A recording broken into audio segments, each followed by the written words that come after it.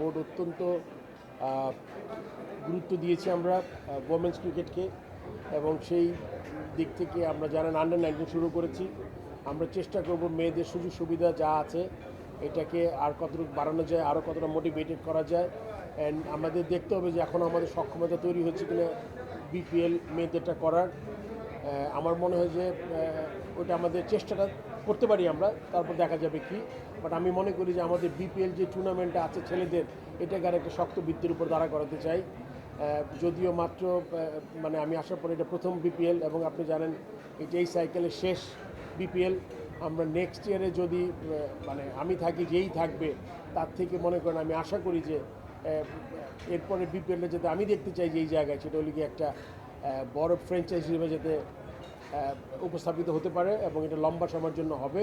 এই প্রতি বছর 2-3টা নতুন টিম, এটা আসলে কখনোই একটা টুর্নামেন্টের জন্য ভালো কোনো খবর না। ধন্যবাদ। আমি স্ট্রংলি বিলিভ করি যে আপনি এখানে খুব সৎ উদ্দেশ্য নিয়ে আসছেন এবং আপনার প্রত্যেকটা কর্মকাণ্ডে এটা ছাপে একদম স্ট্রং। আমি বিশ্বাস করি। আবার অনেক কিছু ভালো করে আপনি বিসিবিতে আসার পর আগে থেকে জানতেন এরকমটাও, কারণ আপনি এটার মধ্যে ছিলেন, তো আমি আপনাকে রেসপন্সিবল। কিন্তু বিপিএল টিমগুলো এখানটায় আপনি একটা ভালো ভিশন নিয়ে গেছেন, ক্রীড়া উপদেষ্টা ভালো ভিশন নিয়ে গেছেন, মোহাম্মদ ইউনুস আমাদের প্রধান উপদেষ্টা তিনি এখানটায় ইনভলভ। সেখানটায় পার্টিকুলারলি একটা টিমে ভাই এমন একজন জড়িত যিনি চেক প্রতারণার দায়ে জেল খেটেছেন, যিনি হচ্ছে একসময় মডেলদেরকে বিভিন্ন বিতর্কিত কর্মকাণ্ডে জড়িয়েছেন, যেটা আপনার সাথে, মোহাম্মদ ইউনুসের সাথে, আমাদের আসিফ মাহমুদ সজীবের ইমেজের সাথে, আপনাদের ভিশনের সাথে যায় না। তিনি সিলেট রয়্যালসের একসময় দায়িত্বে ছিলেন, সেখানটাও পাওনা নিয়ে ক্রিকেটারদেরকে যে 5 টাকা 2 টাকা পায় তাদেরকে বঞ্চিত করেছেন। এই সমস্ত লোকদেরকে কেন বিপিএল এত গ্লোরিয়াস একটা টুর্নামেন্ট থেকে, যেখানে আপনাদের মতো ক্যারেক্টাররা আছে, সেখান থেকে কিটা উৎপাদ হবে, আমি এই ওয়েতেই বলতে পারি। যে অ্যালিগেশনটা আপনি দিচ্ছেন আমি আসলে খুব বেশি আমি জানি না। তবে আমাদের চেষ্টাটা থাকবে অন্যভাবে। আপনি জানেন যে এবার সবচেয়ে বড় চ্যালেঞ্জ ছিল আমাদের এই নতুন বোর্ড বা আমি অ্যাজ এ প্রেসিডেন্ট, প্রথম চ্যালেঞ্জ ছিল গিয়ে বিপিএল যাতে করতে পারি এবং 7টা টিম নিয়ে যাতে করতে পারি। অনেক বড় বাধা বিপত্তি ছিল। মনে করেন আপনার 3টা টিম চলে গেছে, তারা নাই। নতুন টিমকে আনা, দেশের কারেন্ট পরিস্থিতিতে পয়সা ফ্র্যাঞ্চাইজি ওনার হওয়া এবং আপনার কি বলবো আপনাকে পৃষ্ঠপোষকতা করা কিন্তু খুব বড় একটা চ্যালেঞ্জ ছিল। সেই চ্যালেঞ্জ আমরা প্রথম আমরা চেষ্টা করেছি একদম 7টা টিম আছে। আসলে হয় কি, প্রথম আপনি দেখবেন যে আপনার এই টুর্নামেন্টে করতে পারেন কি না, বাট আপনি খুব ভালো একটা ভ্যালিড কোয়েশ্চেন করেছেন। এখন আমাদের সময় এসছে যে আমাদের এইগুলোকে আরেকটু স্ক্রিনিং করে এগুলোকে এই যে ব্যাপারগুলোকে অ্যাড্রেস করা এবং এক্ষেত্রে আমাদের কিছু পদক্ষেপ আপনারা দেখবেন যখন টুর্নামেন্টটা শুরু হবে। এইটা আমরা যদি ওরকম করে আপনি যেটা বলেছেন, আমি আসলে এই ব্যাপারে খুব একটা ওয়াকিবহাল না।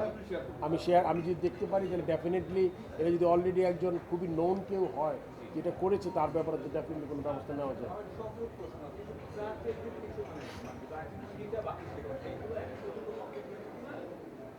লাস্ট যারা ফ্র্যাঞ্চাইজি ফি বাকি ছিল তাদের আমরা উকিল নোটিশ করেছি আর কি। আমরা মানে আরবিট্রেশন, উকিল নোটিশ ঠিক না, বা কথা ঠিক করে নিচ্ছি আমি ওদের সাথে। যেই একটা এটা প্রসেস আছে, আপনি জানেন যে গত বিপিএলে যারা কিছু টাকা বাকি ছিল তারা এটা অনেকটা টিম করছে না, মানে টিমে নাই তাদের, এই জন্য তাদের কাউকে বাদ দেওয়া হচ্ছে। কারা ইন্টারেস্ট শো করেনি প্রথমে, তাদের টাকাটা একটা লম্বা প্রক্রিয়া, টাকাটা উদ্ধার করা।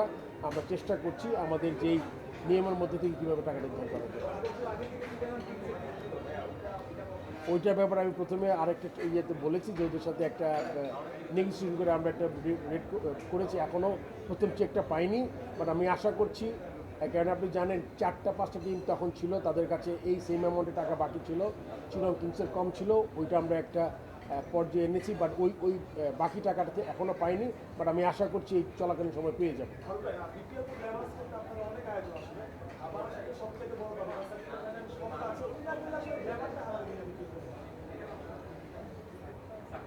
সাকিব আল হাসানের ব্যাপারটা আসলে আমি খুব বেশি উত্তর দিতে পারি না।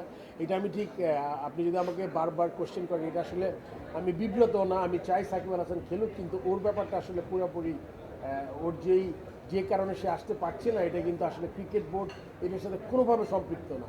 সেটার অ্যান্সার করা আমার জন্য খুব ইজি না আর কি। সো এটা দেখতে হবে আইনশৃঙ্খলা রক্ষাকারী বাহিনী কোর্ট আছে, যারা আছেন তারা যেখানে আছেন তাদেরই এটা ব্যাপারটা মীমাংসা করতে হবে। তুমি আর না, আর নেক্সট দেশে আসতে সমস্যা হচ্ছে, দেশের বাইরে খেলতে কি সমস্যা হবে? উইন্ডিজে বা চ্যাম্পিয়ন্স ট্রফি কোনো পরিকল্পনা আছে কিনা, নাকি আপডেট আছে? আমরা তো এখনও আমাদের লিস্টে আছে, আমরা আশা করি যে ওর একটা মানে সে যেভাবে চাচ্ছে বা এটা কিছু যদি সমাধান হয় তাহলে ডেফিনেটলি স্টিল আমি মনে করি সাকিব এখনও ক্ষমতা রাখে খেলার ন্যাশনাল টিমে। বাট এইভাবে আসলে একটা প্লেয়ারের জন্য খুব বেশি একটা মানে সে যে দেশের বাইরে থেকে টুর্নামেন্টগুলো খেলবে তাকে মেন্টালি খুব একটা, আপনি জানেন যে একটা ফ্র্যাঞ্চাইজি লিগ খেলা দেশের জন্য খেলা এক কথা না, আপনার প্রিপারেশন হয়, টিমের জেলটা দরকার হয় খুব বেশি, সেটা যদি করতে পারছে না এখন আসলে মানে ও আমার মনে খুব বড় একটা মেন্টাল স্টেটে নাই দেশের জন্য খেলার জন্য আমার মনে হয়। সেক্ষেত্রে আমরা মানে এই জিনিসটা ওকে আমরা ওর উপরে ছেড়ে দিয়েছি আমরা, যে ও কী চিন্তা করছে। নেক্সট টিম বলে দিব না, টিমকে অ্যানাউন্স না হলে টিম কেমন বলবো আমি। আগে তো